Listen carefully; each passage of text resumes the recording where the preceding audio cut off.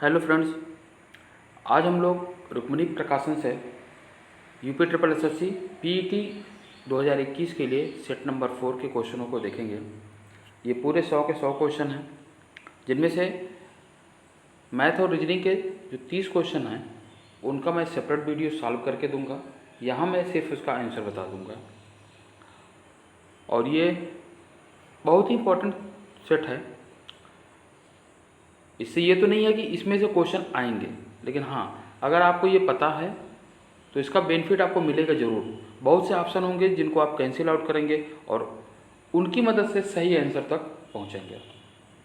आइए देखते हैं हम लोग पहला वीडियो। पहला क्वेश्चन हमसे ये कह रहा है, बौद्धों का वह धर्म ग्रंथ जिसमें बौद्ध गौतम बुद्ध के पूर्ववर्ती जन्मों की कथाएं संकलित हैं, क्या कहलाता है?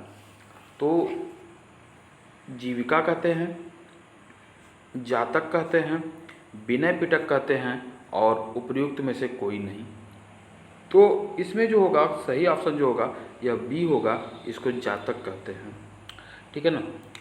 और जो बौद्ध धर्म के जो साहित्य हैं वो क्या कहलाते हैं? वो पिटक कहलाते हैं। उसी को कहते हैं हम लोग त्रिपिटक, सुत्त पिटक, विनय पिटक और अभिधम्म पिटक। ठीक है।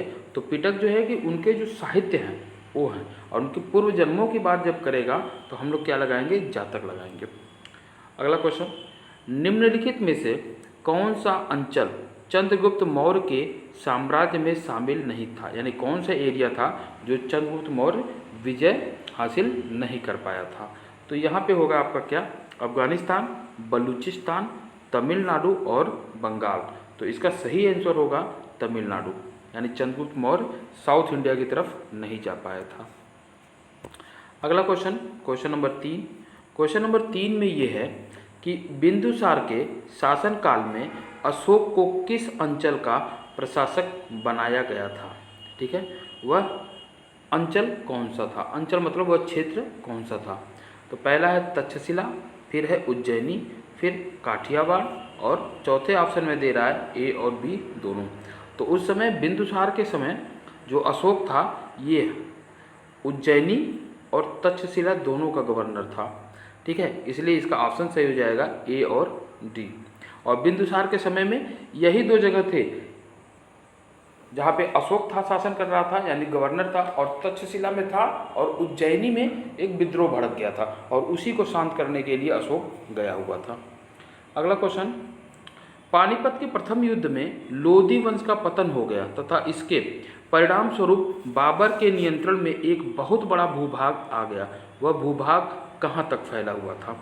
तो ये जो भूभाग फैला हुआ था यह कहाँ तक से कहाँ तक फैला हुआ था? दिल्ली से आगरा तक, और यहीं पे मुगल वंश की नींव पड़ती है। ठीक है। और जो इब्राहिम लोधी था यह हार जाता है। 1526 में ये युद्ध हुआ था। पानीपत का जो पहला युद्ध हुआ था 1526 में हुआ था। क्वेश्चन नंबर 5, माउंट आबू के दिलवाड़ा मंदिरों का निर्माण किसने कराया था? तो माउंट आबू में जो दिलवाड़ा मंदिर है उनका निर्माण सोलंकी शासकों ने कराया है। किसने कराया है? सोलंकी शासकों ने। मुझे विश्वास है कि कांग्रेस अपने विनाश की तरफ जा रही है और मेरी बड़ी इच्छा भारत में रहते होगी कि इसके शांति प्रिय निधन के लिए इसका सहायक बनूं। यह स्टेटमेंट किसका था? लॉर्ड रिपन का था, लॉर्ड डफरिन का था, लॉर्ड कर्जन का था या लॉर्ड मिंटो का था? तो यह जो कथन था यह कथन था लॉर्ड कर्जन का। अगला क्वेश्चन, क्वेश्चन नंबर 7, गुजरात में साबरमती आश्रम की स्थापना गांधी जी ने किस वर्ष की थी? गुजरात में साबरमती आश्रम की स्थापना। तो होता क्या है, जब ये 1915 में जब ये वापस आते हैं तो ये 16 में इसकी स्थापना करते हैं। साबरमती की स्थापना कब करते हैं? ये गांधी जी 16 में, 1916 में। ठीक है। क्वेश्चन नंबर 8, भारतीय राष्ट्रीय कांग्रेस की स्थापना कब की गई थी? तो भारतीय राष्ट्रीय कांग्रेस की स्थापना कई बार पूछा हुआ क्वेश्चन 1885 में बम्बई में की गई थी। और इसके जो 4 शुरू के अधिवेशन है ये हमेशा याद रखिएगा। 85 में जो हुआ था वह कहाँ हुआ था? वह हुआ था मुंबई में। उसके बाद जो 86 वाला हुआ था वह हुआ था कोलकाता में। ठीक है ना। 87 वाला जो हुआ था वह मद्रास में हुआ था, और जो 88 वाला यानी चौथा जो था वह कहाँ हुआ था? वह हुआ था इलाहाबाद में। जो मुंबई में हुआ था उसके अध्यक्ष थे WC बनर्जी, कोलकाता में अध्यक्ष थे दादा भाई नौरोजी मुंबई में अध्यक्ष थे। बदरुद्दीन तैयब जी, ये याद रखिएगा क्योंकि ये पहले मुस्लिम अध्यक्ष हुए। और जो चौथा अधिवेशन हुआ था इलाहाबाद में, उसमें अध्यक्ष थे जॉर्ज यूल। ये पहले अंग्रेज थे जो यहाँ पे अध्यक्ष बने कांग्रेस पार्टी के। ठीक है। क्वेश्चन नंबर 9 में ये कह रहा है किसके शासनकाल में भारत में अंग्रेजी शिक्षा आरंभ की गई। तो भारत में अंग्रेजी शिक्षा आपको ये बताना है कि किसके समय में हुई। क्या लॉर्ड विलियम केवलिस बेंटिक के समय में हुई, या लॉर्ड हार्डिंग के समय में हुई, लॉर्ड मिंटो के समय में हुई, या लॉर्ड डलहौजी के समय में हुई। तो अंग्रेजी शिक्षा का जो प्रारंभ हुआ था वह हुआ था लॉर्ड विलियम कैवेंडिश बेंटिक के समय में, या लॉर्ड विलियम बेंटिक इन्हीं को कहा जाता है। ये कैवेंडिश बहुत प्रचलित नहीं है। ठीक है, लॉर्ड विलियम बेंटिक कहा जाता है। अगला क्वेश्चन, क्वेश्चन नंबर 10, 1919 में अखिल भारतीय खिलाफत सम्मेलन का अध्यक्ष किसे चुना गया था। तो 1919 में अखिल भारतीय खिलाफत सम्मेलन का अध्यक्ष गांधी जी को चुना गया था, इसलिए हमारा ऑप्शन नंबर ए सही हो जाएगा। अगला क्वेश्चन देखिए, क्वेश्चन नंबर 11। क्वेश्चन नंबर 11 कह रहा है राष्ट्रीय जलमार्ग संख्या 1 जोड़ता है किसको। राष्ट्रीय जलमार्ग संख्या 1 जो है किसको जोड़ता है, तो ये इलाहाबाद और हल्दिया के बीच का रास्ता है, यानी ये इलाहाबाद और हल्दिया को जोड़ता है। देखिए ये राष्ट्रीय जलमार्ग पूछ रहा है, जलमार्ग संख्या 1 जो है किसको जोड़ता है, तो राष्ट्रीय जलमार्ग संख्या 1 जो है आपको जोड़ता किसको है, इलाहाबाद को हल्दिया से। अगला क्वेश्चन, दूध गंगा नदी कहाँ से प्रभावित होती है। दूध गंगा नदी क्या जम्मू कश्मीर से प्रवाहित होती है, हिमाचल प्रदेश से होती है, उत्तराखंड से होती है, या पश्चिम बंगाल से। तो दूध गंगा नदी जो है यह जम्मू कश्मीर से प्रवाहित होती है। ठीक। क्वेश्चन नंबर 13, निम्न में से कौन प्राकृतिक बंदरगाह है। तो कौन सा प्राकृतिक बंदरगाह है, चेन्नई है, तूतीकोरिन है, कोलकाता है, या विशाखापट्टनम है। तो जो इसका आंसर होगा वह डी होगा, विशाखापट्टनम जो है यह प्राकृतिक बंदरगाह है। क्वेश्चन नंबर 14, भारत की प्रमाणिक मध्य रेखा क्या है। तो मध्य रेखा जो प्रमाणित है वह है 82.5 डिग्री होती है, यानी 82.30 डिग्री पूर्वी। फिर हम लोग देखेंगे क्वेश्चन नंबर 15। क्वेश्चन नंबर 15 में कह रहा है भारत में पश्चिमी तट पर भारी वर्षा लेकिन दक्षिणी पठार में बहुत कम वर्षा क्यों होती है। ठीक है ना, तो इसका सही आंसर होगा दक्षिणी पठार पवन विमुखी ढाल पर है। जो दक्षिणी पठार है वह पवन विमुखी ढाल पर है, जिसके कारण वहाँ पे कम वर्षा होती है। ठीक। Question number 16। क्वेश्चन नंबर 16 ये कह रहा है कि नगरीय गरीबी उन्मूलन उपशमन हेतु निम्नलिखित में से कौन से कार्यक्रम प्रारंभ किए गए। उपशमन या उन्मूलन, तो इसमें क्या सही हो जाएगा, इसमें सही हो जाएगा कि नगरीय गरीबों के लिए स्वरोजगार कार्यक्रम 1986, ये तो सही है। नेहरू रोजगार योजना 1989, ये भी सही है। स्वर्ण जयंती शहरी रोजगार योजना 1997, ये भी ठीक है। इसका मतलब जो 16 का सही आंसर होगा ऑप्शन नंबर डी, उपरोक्त सभी। फिर देखिए हम आगे 17 में। 17 कह रहा है भारत में घाटे की वित्त व्यवस्था किसके लिए संसाधनों को बढ़ाने के लिए उपयोगी की जाती है। तो ये आर्थिक विकास के लिए या सार्वजनिक आय और व्यय के बीच अंतर को कम करने के लिए। आपका यही ऑप्शन सही है। कोशिश गवर्नमेंट की यही होती है कि सार्वजनिक आय और व्यय के बीच का जो डिफरेंस है उसको कम किया जा सके। क्वेश्चन नंबर 18, राजकोषीय घाटे से तात्पर्य क्या है। जब गवर्नमेंट कहती है कि राजकोषीय घाटा हमको यहाँ से यहाँ करना है, इतना % कम करना है, तो इसका मतलब क्या होता है कि राजकोषीय घाटा होता क्या है। तो राजकोषीय घाटे का तात्पर्य क्या है कि कुल व्यय यानी राजस्व प्राप्तियों प्लस ऋणों की वसूली प्लस विनिवेश से प्राप्तियाँ। ठीक है, यानी ऑप्शन नंबर ए हमारा सही है। राजकोषीय घाटे का मतलब क्या होता है, कुल व्यय। और कुल व्यय में क्या, राजस्व प्राप्ति होनी चाहिए प्लस ऋणों की वसूली प्लस विनियोग से प्राप्त। ठीक। क्वेश्चन नंबर 19 में ये कहा जा रहा है डिमांड ड्राफ्ट को क्रॉस क्यों किया जाता है। डिमांड ड्राफ्ट को क्रॉस क्यों कर दिया जाता है। तो डिमांड ड्राफ्ट को क्रॉस इसलिए किया जाता है कि भुगतान बैंक के खाते के द्वारा ही किया जा सके। ये जो भुगतान होगा ये सीधे सीधे आपके अकाउंट में ही होगा, इसलिए उसको क्रॉस कर दिया जाता है। क्वेश्चन नंबर 20, राज्य नियंत्रित उद्योगों को किस नाम से संबोधित किया जाता है। तो राज्य नियंत्रित उद्योगों को किस नाम से किया जाता है, क्या सार्वजनिक उपक्रम कहा जाता है, लोक उपक्रम कहा जाता है, या राजकीय उपक्रम कहा जाता है। देखिए सार्वजनिक है ये, ठीक है ना, तो ये तो सार्वजनिक भी है, ठीक है ना, लोक उपक्रम भी है और राजकीय उपक्रम भी है। इसका मतलब क्वेश्चन नंबर 20 का जो होगा ऑप्शन नंबर डी सही होगा।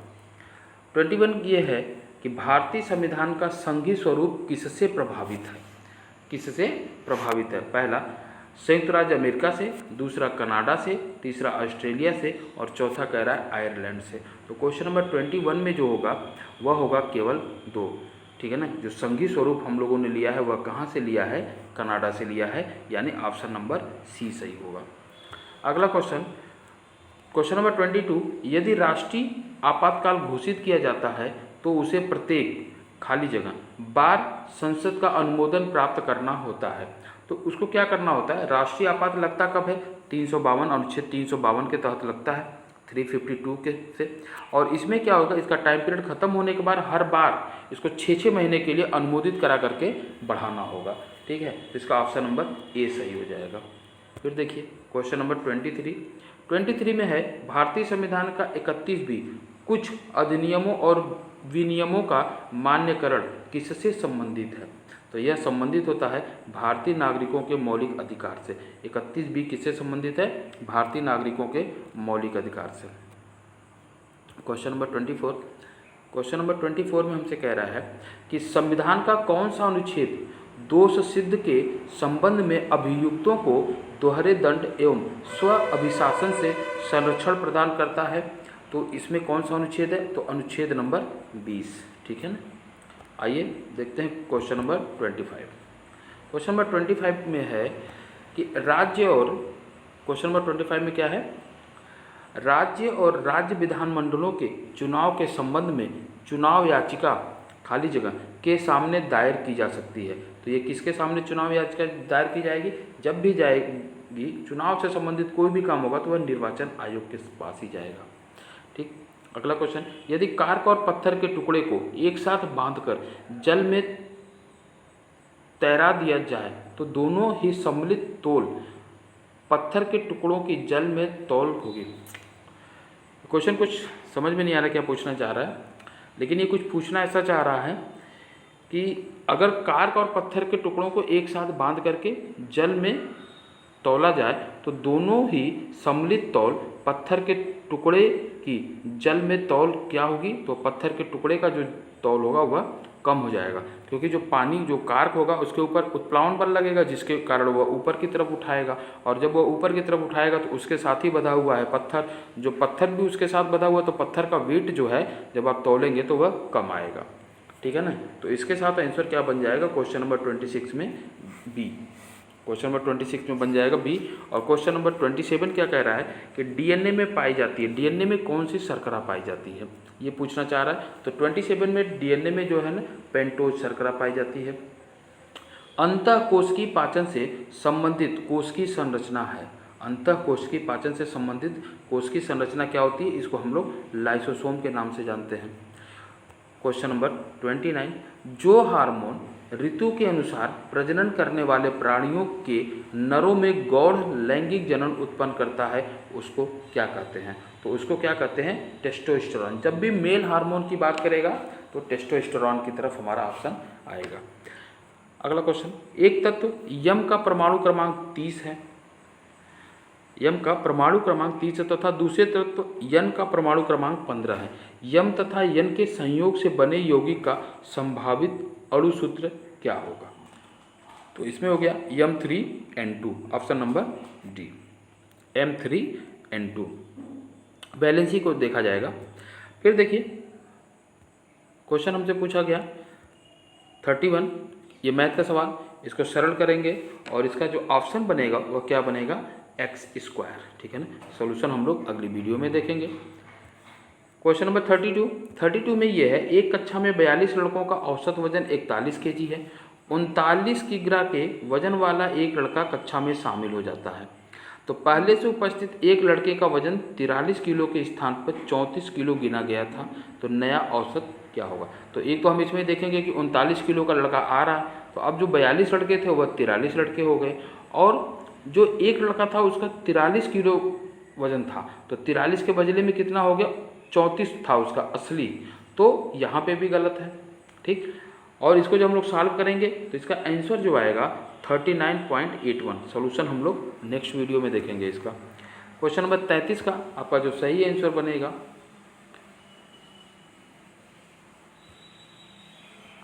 क्वेश्चन नंबर 32 का आंसर जो सॉल्यूशन में आना चाहिए, ये आना चाहिए सी 41.16, है ना। इसको हम लोग वीडियो में देखेंगे कि इसका आंसर क्या आता है। बाकी क्वेश्चन नंबर 33 में आपका आ जाएगा ए। क्वेश्चन नंबर 33 में ए आ जाएगा। क्वेश्चन नंबर 34 में भी क्या कर रहा है, राज ने अपने 4 विषयों में 67, 69, 78 तथा 88 अंक प्राप्त किए। उसे अपने 5वें विषय में कितने अंक प्राप्त करने चाहिए ताकि उसका औसत अंकों का 80 हो जाए। तो 5 विषय यानी 400 नंबर उसको चाहिए टोटल। अब 400 नंबर चाहिए तो हम इसको जोड़ लेंगे और ये देखेंगे कि कितना ये 400 से कम हो रहा है। जितना कम हो रहा है वही उसका आंसर हो जाएगा। तो क्वेश्चन नंबर 35 में आपका क्या हो जाएगा, डी। उसको 98 मार्क्स चाहिए। अत्याचार का संधि विच्छेद क्या होगा, 36 में अत्याचार का जो संधि विच्छेद होगा वह होगा सी, अति धन आचार। क्वेश्चन नंबर 37, पुरस्कार का विलोम क्या है। क्वेश्चन नंबर 37, पुरस्कार का विलोम क्या है, तो पुरस्कार का विलोम जो होता है वह तिरस्कार होगा। ठीक। क्वेश्चन नंबर 38 में निम्नलिखित वाक्यों के लिए एक शब्द का चयन कीजिए जिसकी स्त्री मर गई हो। तो जिसकी स्त्री मर जाती है उसको हम लोग क्या कहते हैं 38 में, बोलिए। 38 में जिसकी स्त्री मर जाए उसे कहते हैं विधुर, है ना। 39, क्वेश्चन नंबर 39, कुर्सी तोड़ना मुहावरे का अर्थ क्या है। कुर्सी तोड़ना आप मुहावरा यूज कब करते हैं, तो कुर्सी तोड़ना मुहावरे का यूज हम लोग तब करते हैं जब कोई आदमी कुछ नहीं करता है, उसको जो करना चाहिए वह नहीं करता, खाली बैठा रहता है। तो इसका अर्थ क्या होता है, मेहनत न करना। अगर कोई मेहनत नहीं कर रहा है तो उसको हम लोग कहते हैं कुर्सी तोड़ना। निम्नलिखित में से क्वेश्चन नंबर 40, निम्नलिखित में से कौन सा शब्द अशुद्ध लिखा हुआ है। तो इसमें जो है ना सन्यासी लिखा हुआ है, जबकि ये होना चाहिए ऑप्शन नंबर बी सन्यासी, और यही हमारा गलत है। तो ये हमारा बन जाएगा इसका आंसर। क्वेश्चन नंबर 41 में देखिए ये इंग्लिश का एक पैसेज है, वीडियो को पॉज करके पढ़िए और इसके आंसर को लगाइए। क्वेश्चन नंबर 41 का जो ऑप्शन सही होगा वह ऑप्शन सही होगा डी। ठीक है, 41 में ऑप्शन डी सही होगा। 42 में जो सही होगा वह सही होगा ऑप्शन नंबर बी, और 43 में जो सही आंसर है 43 का सही आंसर है ए। ठीक है, 44 का जो सही आंसर बनेगा, इसमें गलती कहाँ है, तो 44 में जो सी वाला पोर्शन है उसमें गलती है, यानी 44 में हो गया सी। और 45 में जो होगा वह क्या होगा, वो भी होगा सी। देखिए इंग्लिश के 5 क्वेश्चन हैं, इसमें बहुत ज़्यादा परेशान होने की ज़रूरत नहीं है। 70+ टारगेट लेकर के चाहिए, आपका पीईटी प्री हो जाएगा। ठीक है, फिर देखिए question number 46। Question number 46, Amit ने कहा यह लड़की मेरी माँ के पौत्र की पत्नी है। अमित का उस लड़की से क्या संबंध है। तो अमित का उस लड़की से क्या संबंध होगा, 46 में ससुर का। ठीक है, ससुर का होगा। फिर देखिए क्वेश्चन नंबर 47 कह रहा है 39 विद्यार्थियों की एक कक्षा में सुरेश अशोक से 7 रैंक आगे है। यदि अशोक की रैंक अंत से 17वीं हो तो सुरेश की आरंभ से कौन सी रैंक है। तो 47 में ऑप्शन कौन सा सही हो जाएगा, जब इसको सॉल्व करेंगे तो आंसर आ जाएगा 16वीं रैंक। ठीक है, 48 देखिए, किसी निश्चित कूट में कॉटन को TOCNOT की तरह लिखते हैं तो उसी कूट में थॉट्स को कैसे लिखा जाएगा। ठीक है ना, इसकी पोजीशन को केवल चेंज किया गया है। तो अगर हम लोग इसको थॉट्स को लिखेंगे तो ये कैसे लिखाएगा, ऑप्शन नंबर डी की तरह UOHTSTGH।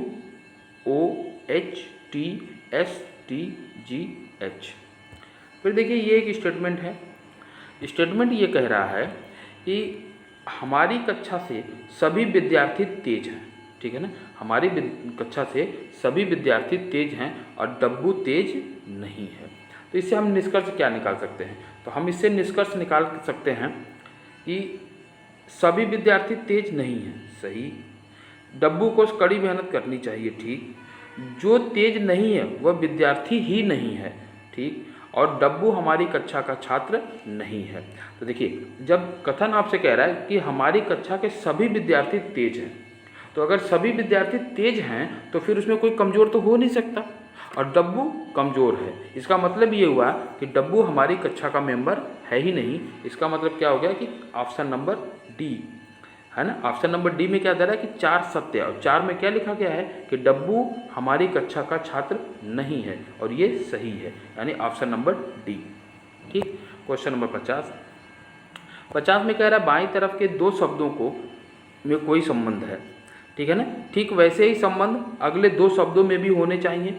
ऐसे संबंधों को ध्यान में रखकर नीचे दिए गए 4 शब्दों में से किसी को चुनकर खाली स्थान पर भरना है। जैसे गौरैया घोंसला, यानी गौरैया जो है घोंसला बनाती है, तो खरगोश क्या बनाता है? क्या खरगोश बिल बनाता है, पिंजरा बनाता है, कुत्ता घर बनाता है, या घर बनाता है? तो खरगोश जो है हमारा बिल बना करके बिलों में रहता है। जैसे गौरैया घोंसला बना के रहती है, उसी तरह से खरगोश बिल बना के उसमें रहता है।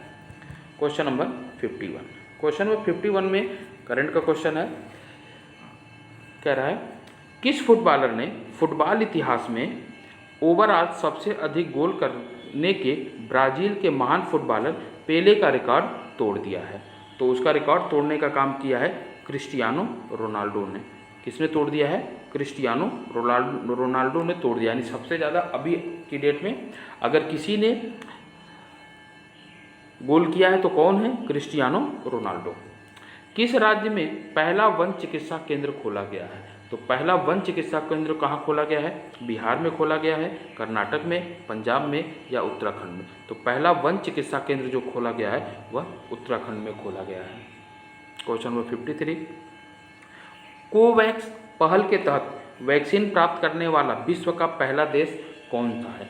ठीक है ना। कोवैक्स के तहत जो विश्व का सबसे पहला देश था जिसको वैक्सीन मिली, वह देश कौन सा है? तो वह देश था घाना, ठीक है।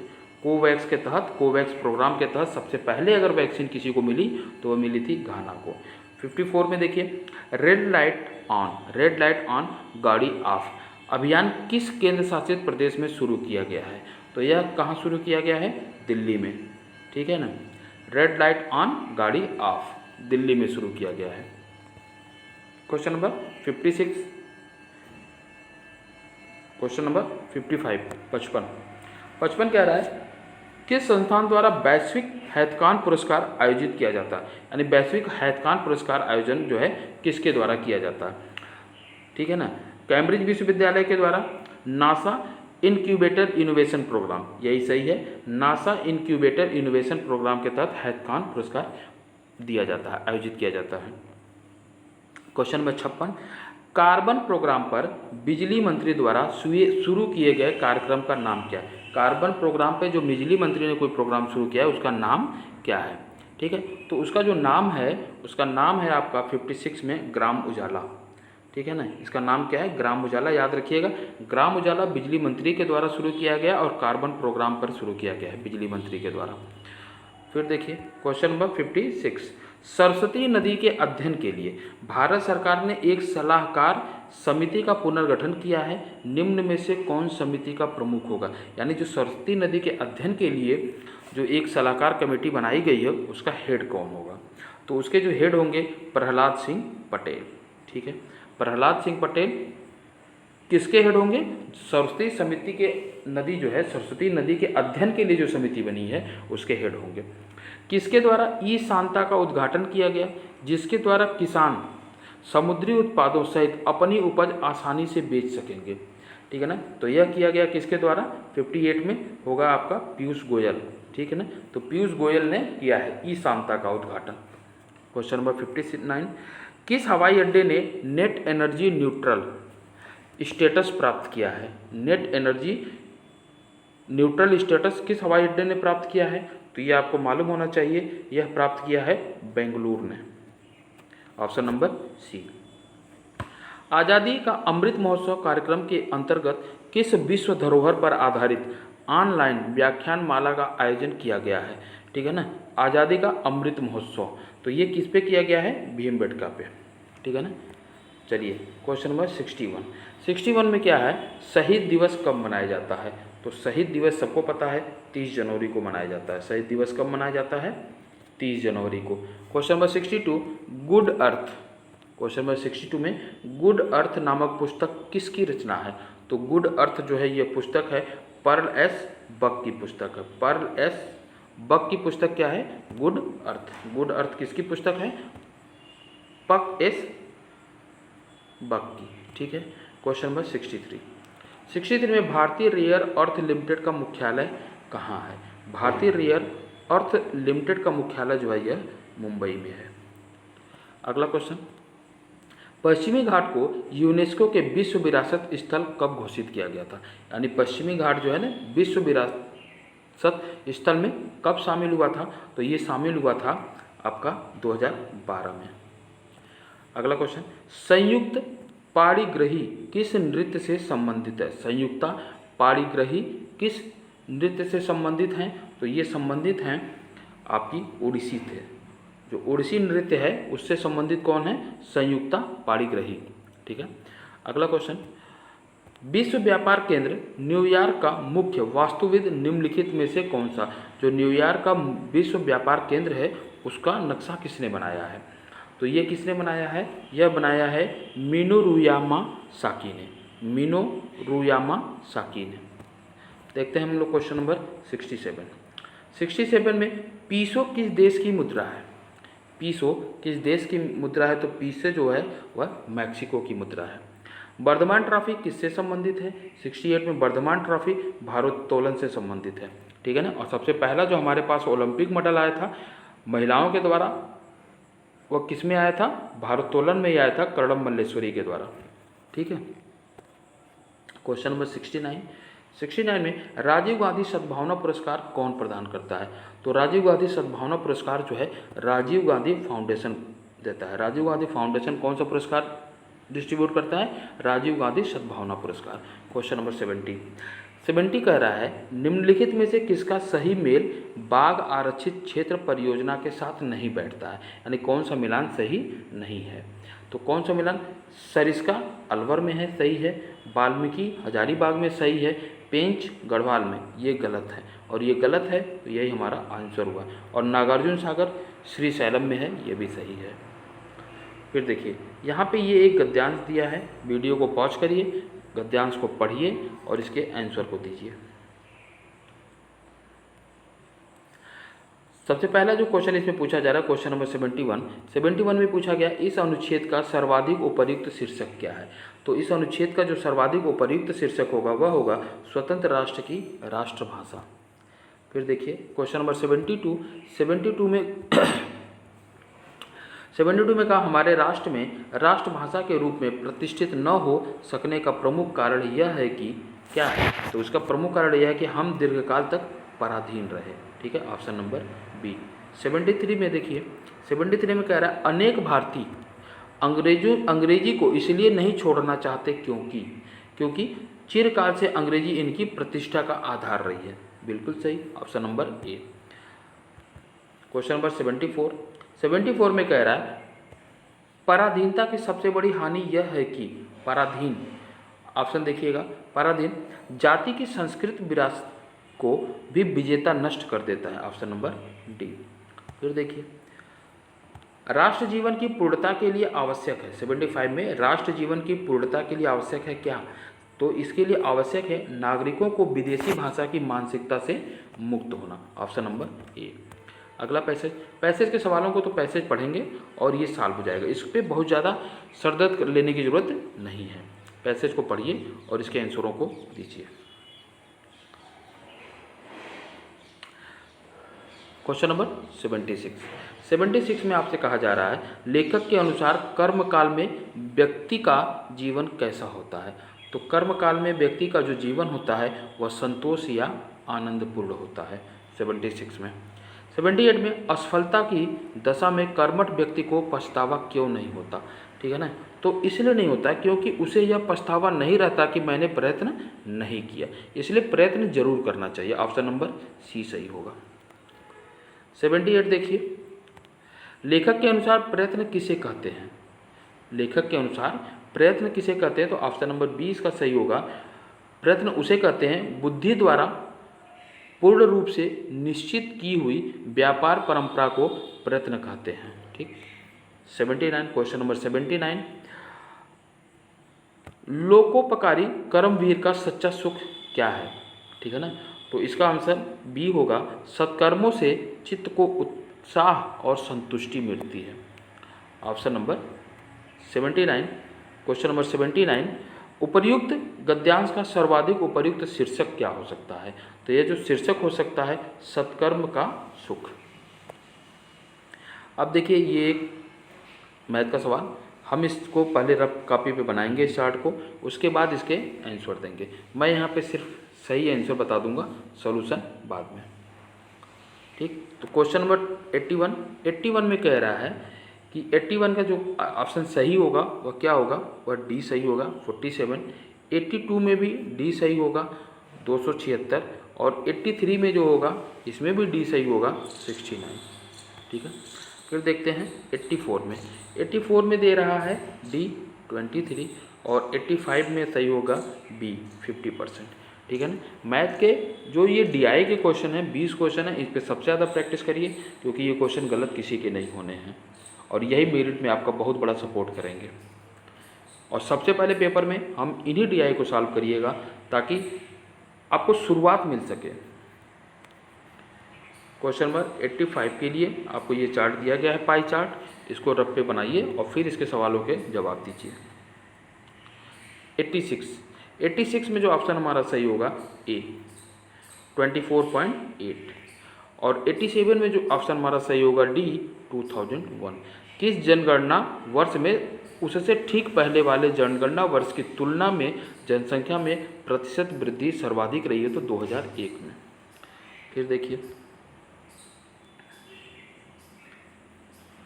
क्वेश्चन नंबर 88 में ये है, 88 का जो हमारा ऑप्शन सही होगा वह बी सही होगा 1971, और 89 का जो ऑप्शन सही होगा वह कौन सा होगा?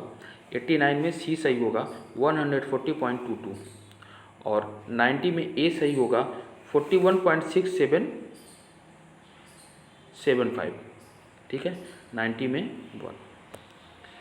फिर ये हम लोग चार्ट देखेंगे और चार्ट को रफ पे बना करके सॉल्व करेंगे। क्वेश्चन नंबर 91 का जो हमारा सही आंसर होगा वह सही आंसर क्या होगा? क्वेश्चन नंबर 91 में होगा बी, क्वेश्चन नंबर 92 में होगा ए, क्वेश्चन नंबर 93 में भी बी होगा, और क्वेश्चन नंबर 94 में भी बी होगा। ठीक है, क्वेश्चन नंबर 94 में भी बी होगा, और क्वेश्चन नंबर 95 में क्या सही होगा? बी।